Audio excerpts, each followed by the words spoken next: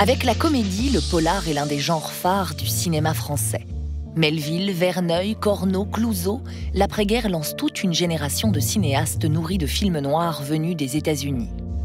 C'est là que se construit toute une imagerie du policier, toute une mythologie, donc une ambiance nocturne, le rapport avec les gangsters qui sont un peu interchangeables, le poids des acteurs. Jean Gabin et Lino Ventura interprètent des policiers forts, parfois brutaux, et qui se servent de leur cerveau. Plus trouble, plus ambigu, Alain Delon va incarner dès le début des années 60 le genre à lui tout seul, en alternant des rôles de flic et de truand. Un flic, qui est le dernier film donc de Jean-Pierre Melville, où là, il incarne un flic qui est presque absent, qui est mutique, qui est solitaire, qui est taciturne, qui est un peu ambigu. Dans ces films-là, on ne sait pas trop qui est le flic, qui est le gangster. Les flics sont habillés pareil, le cinéma américain est passé par là, ils ont des trench coats, ils ont des chapeaux mous. En fait, ils partagent la même femme que le gangster, qui est Catherine Deneuve, on comprend. L'autre figure incontournable du policier français, c'est Jean-Paul Belmondo, beaucoup plus bruyant et indiscipliné. Belmondo est un peu notre Bruce Willis, je dirais, avant l'heure, puisque c'est un peu le super cop. Il saute de partout, enfin, d'un hélicoptère, il saute sur le toit du métro, enfin, c'est Monsieur Muscle.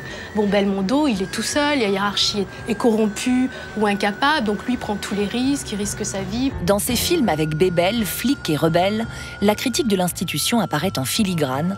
La nouvelle vague est passée par là. Mais une rupture va se jouer dans les années 80.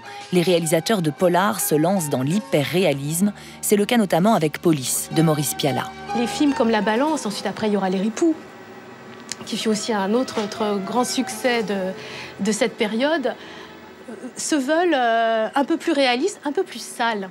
On montre du sang, on montre des flics qui tabassent des inculpés pendant les interrogatoires, alors que Jean-Pierre Melville refusait le réalisme, au contraire. Il disait « moi je veux que les gens sachent quand ils voient mes films qu'on est au cinéma, que ça ne peut pas se passer comme ça dans la vie. Bon, les flics que je montre, ils sont toujours très très bien habillés.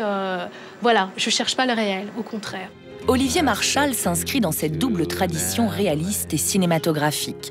Cet ancien policier trouve son inspiration dans ses expériences réelles les plus sombres, mais utilise à l'image les codes du thriller ou du cinéma d'action américain. Alors à qui je donne ça, moi, maintenant? Kowalski. C'est lui le nouveau directeur d'enquête. Le cinéma, avant tout, ça doit être du spectacle. Je suis absolument contre ce cinéma français qu'on nous a... Une certaine école nous a imposé le cinéma, je dirais, du banal, quoi, de la médiocrité, enfin, du moche, quoi. Voilà, les acteurs moches, mal filmés, des focales pourries, les boutons sur la gueule, tout blanc, on filme des culs, on filme les filles avec du ventre, parce que ça fait bien, quoi. Voilà, c'est super réaliste, ben, moi, ça me gonfle. Je veux que les acteurs soient beaux. Qu'est-ce que je fous là? T'as détourné un bus cette nuit. T'avais 3,40 g d'alcool dans le sang.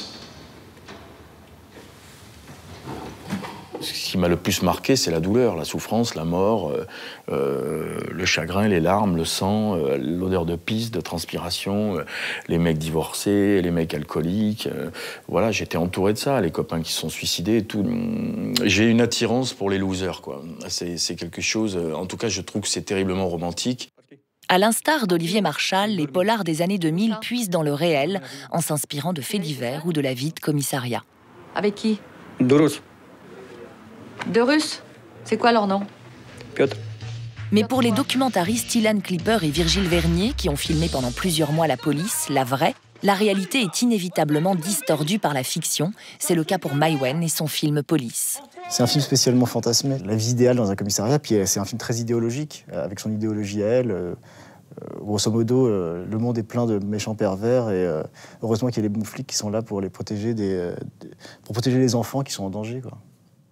Et puis beaucoup de séquences du film sont quand même n'ont rien à voir avec la réalité. Enfin, je veux dire, des gamins qui sautent partout dans le bus, tout ça. Enfin, c'est voilà, mais très bien, mais ça reste son univers effectivement.